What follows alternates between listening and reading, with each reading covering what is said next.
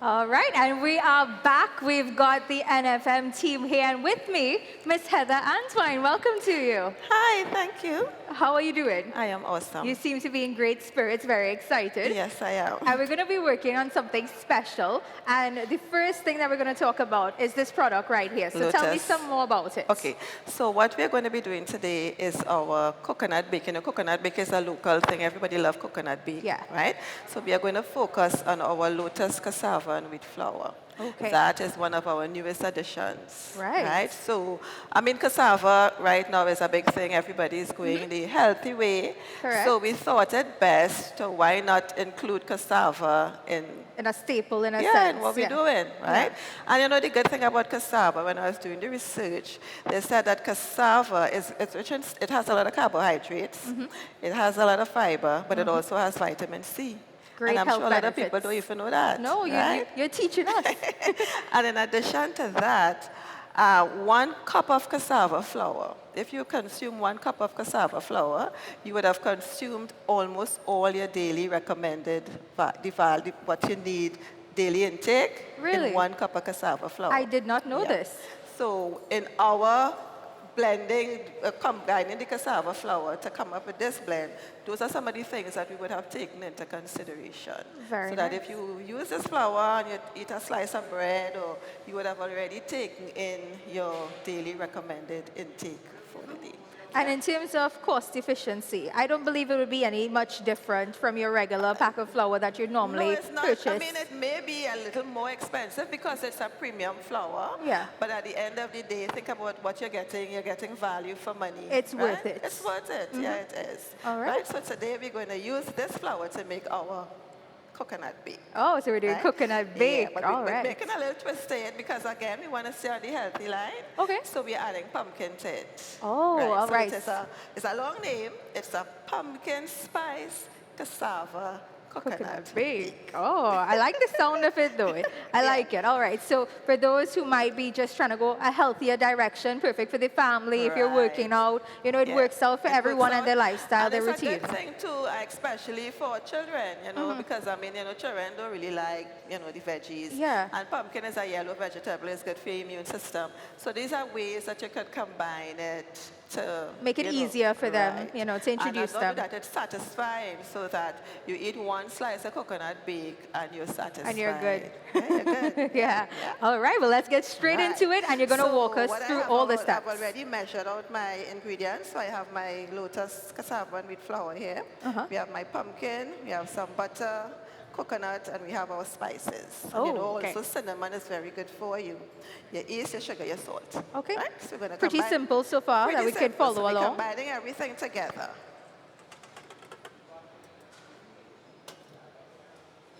So everything is going into the mixer. And that's our pumpkin that we've got there? This is our pumpkin. Okay. So one of the things I did, I shredded it instead of pureeing it, because you can also use it as a puree. Okay. Right? But I shredded it, so it gives you a nice mouthfeel when you're eating it, and you can also see the shreds when you're going to get the it. shreds in there. I like that.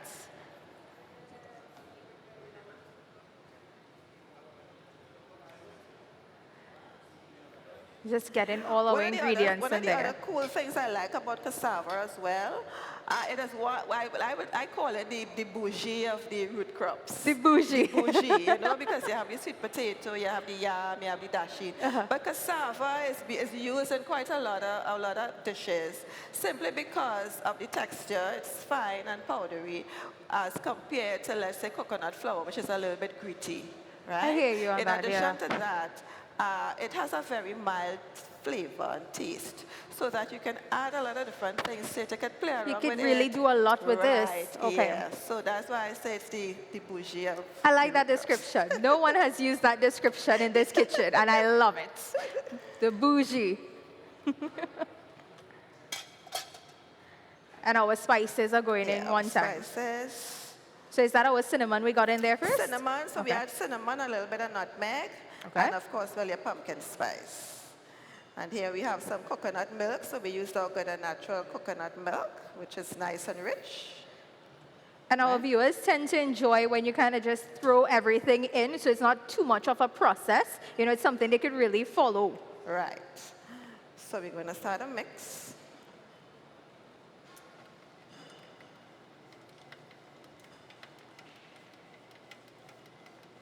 And we're working carefully with it here, starting off slow. So now we're going to start to add our liquid.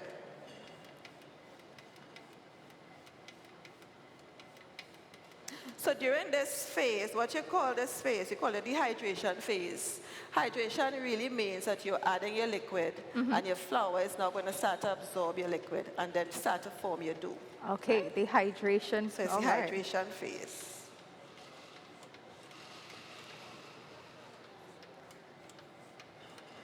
Now, for someone who is going to try this recipe at home and they're wondering, how long it may take them, what amount of time they may be working with here to prepare this dish? This is pretty simple. Once you add all the ingredients together, it takes you less than 30 minutes. Okay. Because, so many are busy, they're working, but they also want to have that time to make something healthy for the family. So 30 minutes and you're good to go. You have something nice to just put some butter and run. Okay, so after you've had your hydration phase where you've added your liquid, now you go on to the developmental phase. So actually what you're doing now is that you're developing the dough. Okay? There's something called a stretch test, which you stretch to see how good the gluten has developed, right? But when you're using things like cassava and these root crops, you wouldn't, remember these are gluten-free products, so you don't really have that much of a stretch. So really what you're looking for is like a smooth finish on your dough. Okay, so that's how you know that perfect texture. Finish, right? Okay.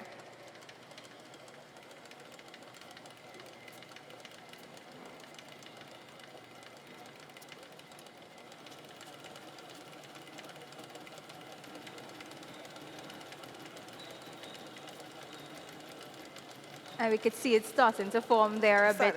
It's coming in. So, and one thing with cassava flour as well, it also hydrates very quickly. So sometimes it may tend to get a little soft, so that's not a problem. You just add some flour because remember cassava, like if you grate cassava, it's kind of liquidy. Yeah. So it's the same thing with the flour. So as you add water, it starts to hydrate very quickly, right? So that's one of the things you So if you do encounter that problem of it being just a little too hydrated, just put a bit of it. Yeah.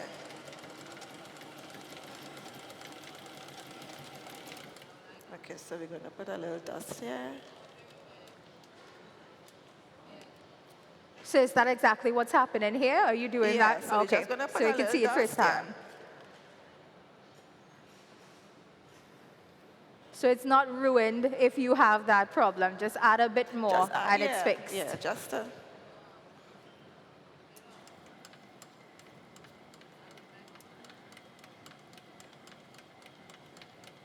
And I see you have your entire team here. Are they all a part of the kitchen as well? Yes. Oh, nice.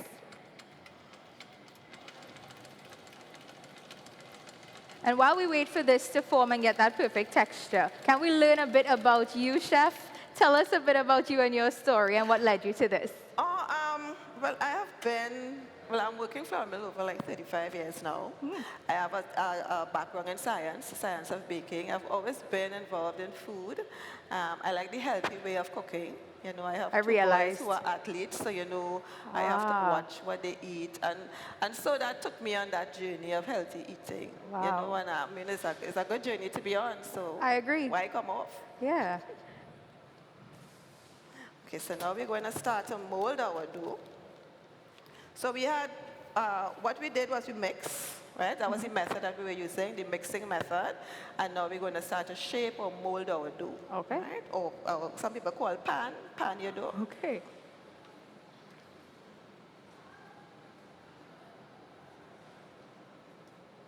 So this consistency that we're seeing here, that is about the perfect consistency that we're looking for.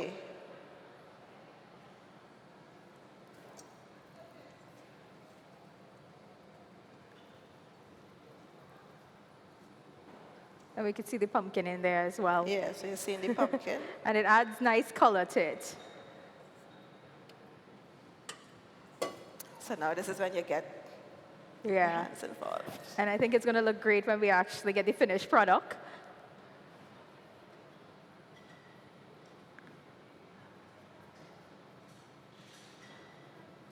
So you're kneading one direction to form a ball. Okay,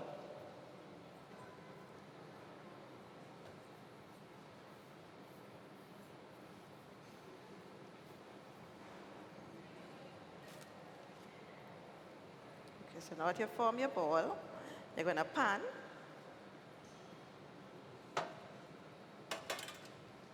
So this recipe actually gives you, you can fill 2 9-inch dishes. Okay. All right, so you don't really have to weigh, you just cut it in half, and you know you would have 2 equal.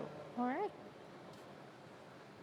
What's great is that you didn't really have to work on it that much with your hands, very No, simple, well, and then that's the straight thing. it, yeah. So when you're using root crops like cassava, like I said, you don't have to mix it as long as, let's say, you're using 100% bakers or ibis or that kind of thing. Yeah. Because you have the gluten, and the gluten is what gives you the volume, that elasticity that has to be developed, Okay. right? So you find people who want to be healthy, they don't really want to go the 100% non-gluten. Right. This is something that is very good for them. Okay. Right?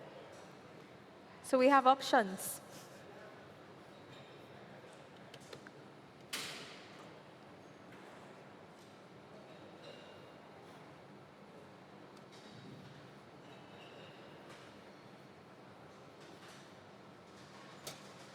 So just lightly roll it out, and you're good to go. Straight into the pan. And now you pan it.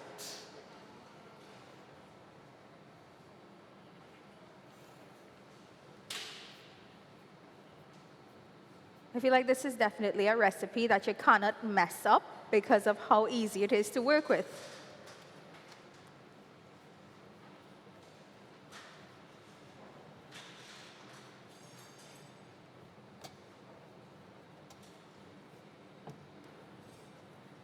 Yeah. And straight into the pan. All right, pan it. And the last thing you do now is that this is very important. It's a simple exercise, but it's very important. Okay. So this is, let me say the word properly, it's docking with a D, docking, right? That's the name of it. And basically what you're doing is that you're taking a sharp object and you are putting some imprints on the dough. It's also done in pizza. And one of the reasons you're doing this is because, remember, this is a flat, something flat. Right. So you do not want, when it starts to rise, it starts to bubble. Because you must have an area for the air, to escape, the gas to escape, right? So this might be, it might look simple, but it's very one important. of the most important things. Because if we skip this step, then we could probably ruin it. Right, because what's going to happen is that you're going to start to get pockets of bubbles coming up. So wherever you have a concentration of carbon dioxide, you will get this big hump. Okay, so we need to avoid that. Right. And I think this is a fun step for kids. So if it is that you want to get the kids involved. You don't have a limit. You can put as much as you want. You can pattern it. You can be creative with this part. So we can give them some work to help in the kitchen while they have fun with it. So this is the final stage in the makeup process. So after this, it goes to proof. Okay. So of course, proofing, as you would know, is that period of time where the yeast and the sugar and the salt works together to rise, to give you a nice soft dough.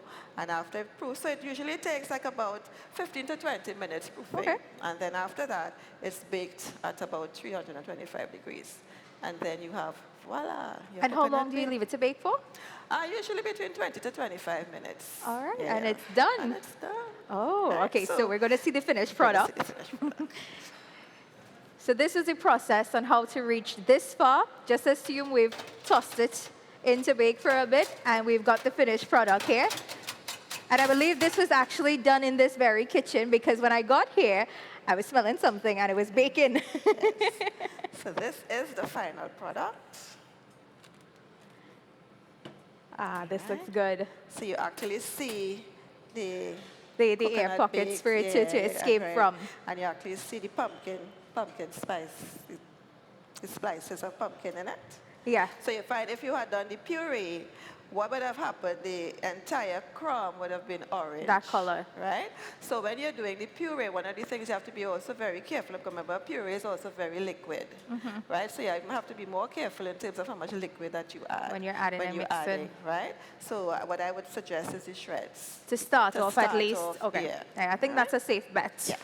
So we also have some samples. Wonderful. So we'll get some samples in our audience. Wow. So I would like somebody to taste and let me know how it tastes. She wants the feedback right away. But let me tell you, we have a good set here. We have a wonderful audience. They've been loving it. The proof of the pudding is in the eating, right? So as much as it may look nice, you have to taste it to see. And I see we've got a nice, is that an olive that we've got at the top there? Yep. Yeah, that looks nice. I like the presentation. So, nice. And we've got one of your team members here. So you're going to be passing out those samples. So we're going to get some feedback. Yeah, she's looking forward to the feedback because I could tell you're very proud of it, and you should be because it looks great. It really, really does. Yeah. Now, working with the team, I would like to learn a little bit more about the team. Tell me about the team, or at least part of the team that I'm seeing here. Well, the main person is Kevin Fields. He's the person that does the branding and all of that. So he's very meticulous about it. So you have to be very careful, you know. And the rest of the team, they are really nice to work with, really cool, you know, very humble. I saw a lot of teamwork here, you know, for prep work. For prep, yeah. I saw that. Because that's one thing when you're doing baking, it's a lot of pre-prep. Once you pre-prep, like most things, you know, once you do that, you know, the whole process tends to be very smooth, unless you're maybe doing a cake or you're doing different types of methods. Then you may, you know, be a little bit technical. But generally, once you do your prep, everything should be okay. Very nice. I definitely enjoyed this, especially the addition of the pumpkin. Yeah. I did not expect to see that today, to be very honest. I wasn't too sure how it would work together. Right. But you simplified it for us. Yeah, not only pumpkin, you could use anything. You could use beetroot. Oh, okay. And same thing again with the beetroot. Well, I could imagine, yeah. Right, you could use carrots. Anything. Anything that you enjoy. Creative. That's one thing with baking. You can be creative and, you know, like, I mean, that as our logo says, it gives you the confidence to create. So, you know, we want to get people out there creating stuff. So that is why we try not to do things that are too complicated. Yeah. We start something that is very simple, and then you can build on it. You know, we like the feedback, you know, that we on all the socials, they could call a message and let us know, you know, we tried it, it worked good, it didn't work good, Yeah. you know, what's Reach the problem? out on social media. They'll find Instagram and Facebook, all right? the socials, we out there, no, we out there. We out there, I like that, we out there. And we like feedback. Okay. You know, we like feedback from our customers. If you have any other ideas, we welcome it. Any questions, any anything? questions. We also have technical support. So let's say you're having a problem. You know, you don't just say, see me, I ain't buying a flower, you know. You can reach out to us. And you'll fix the problem. Yeah, we fixed it. We madam fixed it. We could fix it, you know. So, yeah, we want to be interactive with our customers. Wonderful. Get some tips, some tricks, some guidance from the professionals. Yeah. Wow, I really, really enjoyed this. Thank you for teaching us along the way. So let's get some feedback. Who would have tasted? Yeah, I'm seeing, well, yeah, they're shaking their head. I seen it. He said, thumbs up. You got a thumbs up. They're shaking their head. They seem very pleased with it. All right. So. Miss Heather Antoine, NFM, thank you so much for being here. And thank you for this dish. Definitely appreciated this one. I don't know who would be rushing for this one. I'll just grab it and run because that's it for us. That's a wrap on the kitchen. We say thank you to all our wonderful chefs, all our teams that passed through today, all our mixologists as well. And tomorrow we've got quite a packed show for you, so don't miss it. My name is Ivana Gobin, coming to you live from the Center of Excellence in Macoya, and we'll see you tomorrow. Take care.